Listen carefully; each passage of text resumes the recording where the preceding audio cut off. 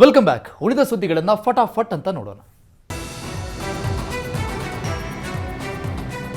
ಶಿವಮೊಗ್ಗದ ಫ್ರೀಡಂ ಪಾರ್ಕ್ಗೆ ಕಾಂಗ್ರೆಸ್ ಅಲ್ಲಮ ಪ್ರಭು ಎಂದು ನಾಮಕರಣ ಮಾಡಲು ಮುಂದಾಗಿದೆ. ಲಿಂಗಾಯತ ಮತ ಬ್ಯಾಂಕ್ ಗುರಿಯಾಗಿಸಿ ಕಾಂಗ್ರೆಸ್ ಈ ದಾಳ ಉರುಳಿಸಿತಾ ಎನ್ನುವ ಚರ್ಚೆ ನಡೀತಾ ಇದೆ. ಶಿವಮೊಗ್ಗದ ಹಳೆ ಜೈಲು ಆವರಣದಲ್ಲಿನ ಮೈದಾನಕ್ಕೆ ವಚನಕಾರ ಅಲ್ಲಮ ಪ್ರಭು ಹೆಸರು ನಾಮಕರಣ ಮಾಡಲು ತೀರ್ಮಾನಿಸಲಾಗಿದೆ.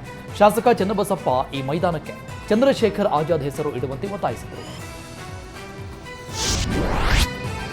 ಬೆಂಗಳೂರಿನ ಆನೇಕಲ್ ತಾಲೂಕು ಕಚೇರಿ ಮೇಲೆ ಲೋಕಾಯುಕ್ತ ದಾಳಿ ಮಾಡಿದ್ದು 15ಕ್ಕೂ ಹೆಚ್ಚು ಅಧಿಕಾರಿಗಳ ತಂಡ ಪರಿಶೀಲನೆ ನಡೆಸಿದೆ. ಲೋಕಾಯುಕ್ತ ಡಿವೈಎಸ್ಪಿ ಗೌತಮ್ ನೇತೃತ್ವದಲ್ಲಿ ದಾಳಿ ಮಾಡಲಾಗಿದ್ದು, ಭೂ ದಾಖಲೆ ಕೊಠಡಿಯಲ್ಲಿ ದಾಖಲೆಗಳ ಪರಿಶೀಲನೆ ನಡೆಯಿತು. ಭ್ರಷ್ಟಾಚಾರದ ಬಗ್ಗೆ ಸಾಕಷ್ಟು ಆರೋಪ ಕೇಳಿ ಬಂದ ಹಿನ್ನೆಲೆಯಲ್ಲಿ ಈ ದಾಳಿ ಮಾಡಲಾಗಿದ್ದು, ಶಾಂತಮ್ಮ ಹಾಗೂ ಮಂಗಳ ಎನ್ನುವವರ ಮೇಲೆ ಸಾರ್ವಜನಿಕರು ದೂರು ಕೊಟ್ಟಿದ್ದರು.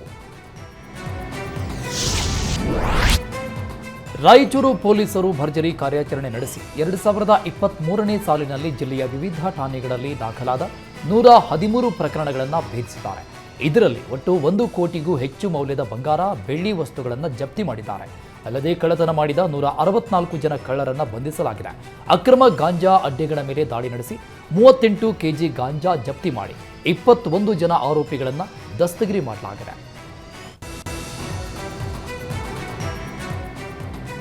ವಿಶ್ವವಿಖ್ಯಾತ ಹಂಪಿಯಲ್ಲಿನ ಸ್ಮಾರಕಗಳಿಗೆ ಪ್ರವಾಸಿಗರಿಂದ ಧಕ್ಕೆ ಆಗ್ತಾ ಇರುವ ಆರೋಪ ಕೇಳಿಬಂದಿದೆ. ಹಂಪಿಯ ಮಹಾನವಮಿ ದಿಬ್ಬದ ಬಳಿಯ ಇರುವ ಶಿಲಾಬಾಗಿಲಿಗೆ ಪ್ರವಾಸಿಗರು ಹಾನಿ ಉಂಟು ಮಾಡ್ತಾ ಇದ್ದಾರೆ. ಶಿಲಾಬಾಗಿಲಿನ ಮೇಲೆ ಕುಳಿತುಕೊಂಡು ಹುಚ್ಚಾಟ ಮಾಡ್ತಾ ಇದ್ದಾರೆ. ಹೀಗಾಗಿ ಶಿಲಾಬಾಗಿಲು ಅಲ್ಲಲ್ಲಿ ಬಿರುಕು ಬಿಡ್ತಾ ಇದೆ. ಶಿಲಾಬಾಗಿಲಿಗೆ ರಕ್ಷಣಾ ಕವಚ ನಿರ್ಮಿಸಿ ಸಂರಕ್ಷಿಸಬೇಕು ಅಂತ ಸ್ಥಳೀಯರು ಆಗ್ರಹಿಸ್ತಾ ಇದ್ದಾರೆ. ಕಾರಿಗೆ ಲಾರಿ ಡಿಕ್ಕಿಯಾಗಿ ಕೃಷಿ ಇಲಾಖೆ ತಾಂತ್ರಿಕ ವಿಭಾಗದ ಅಧಿಕಾರಿ ಮೃತಪಟ್ಟಿದ್ದಾರೆ. ಚಿತ್ರದುರ್ಗ ನಗರದ ಹೊಳಲ್ಕೆರೆ ರಸ್ತೆಯಲ್ಲಿ ಅಪಘಾತ ಸಂಭವಿಸಿದೆ. 28 ವರ್ಷದ ವಿಶಾಲ್ ಕುಮಾರ್ ಮೃತ ದುರ್ದೈವಿ. ಕಾರಿನಲ್ಲಿ ಹೊಳಲ್ಕೆರೆಗೆ ತೆರಳುವಾಗ ಆಕ್ಸಿಡೆಂಟ್ ಆಗಿದೆ.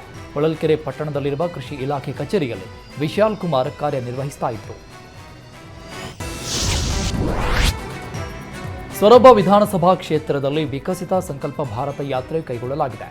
ಸಂಸದ ಬಿವೈ ರಾಘವೇಂದ್ರ ವಿಕಸಿತ ಸಂಕಲ್ಪ ಭಾರತ ಯಾತ್ರೆಯಲ್ಲಿ ಪಾಲ್ಗೊಂಡು ಕೇಂದ್ರ ಸರ್ಕಾರದ ವಿವಿಧ ಯೋಜನೆಗಳು ಮತ್ತು ಜಿಲ್ಲೆಯಲ್ಲಿನ ಅಭಿವೃದ್ಧಿ ಕುರಿತು ಮಾಹಿತಿ ನೀಡಿದರು.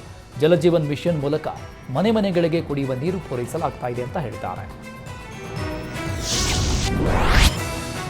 ವಿದ್ಯುತ್ ಶಾರ್ಟ್ ಸರ್ಕ್ಯೂಟ್ನಿಂದ ಬೆಂಕಿ ಹೊತ್ತಿಕೊಂಡಿದ್ದು ಮನೆ ಸಂಪೂರ್ಣ ಸುಟ್ಟು ಹೋಗಿದೆ. ಶಿವಮೊಗ್ಗದ ಭದ್ರಾವತಿ ನಗರದ ವಾಸು ಎನ್ನುವವರ ಮನೆ ಅಗ್ನಿ ಅವಘಡದಿಂದ ಸುಟ್ಟು ಹೋಗಿದೆ. ಅಗ್ನಿ ಅವಘಡದಿಂದಾಗಿ ಮನೆಯಲ್ಲಿದ್ದ ಚಿನ್ನಾಭರಣ ದಾಖಲೆಗಳು ನಾಶವಾಗಿವೆ. 5 ಲಕ್ಷ ರೂಪಾಯಿಗೂ ಹೆಚ್ಚು ನಷ್ಟ ಆಗಿದೆ. ದಟ್ಟ ಮಂಜಿನಿಂದಾಗಿ ಚಾಲಕನ ನಿಯಂತ್ರಣ ತಪ್ಪಿ ಗ್ಯಾಸ್ ಸಿಲಿಂಡರ್ ಸಾಗಣೆ ಮಾಡ್ತಾ ಇದ್ದ ಲಾರಿ ಪಲ್ಟಿಯಾಗಿದೆ. ಚಿಕ್ಕಮಗಳೂರು ಜಿಲ್ಲೆ ಕಳಸ ತಾಲೂಕಿನ ಬಾಳೆಹೊಳಿ ಗ್ರಾಮದ ಬಳಿ ಈ ಘಟನೆ ನಡೆದಿದೆ. 100 ಗ್ಯಾಸ್ ಸಿಲಿಂಡರ್ಗಳು ರಸ್ತೆಗೆ ಅಡ್ಡಲಾಗಿ ಬಿದ್ದಿದ್ದವು. ಲಾರಿ ಚಾಲಕ ಗಂಭೀರವಾಗಿ ಗಾಯಗೊಂಡಿದ್ದು ಕಳಸ ಆಸ್ಪತ್ರೆಗೆ ದಾಖಲಿಸಿ ಚಿಕಿತ್ಸೆ ನೀಡಲಾಗ್ತಾ ಇದೆ.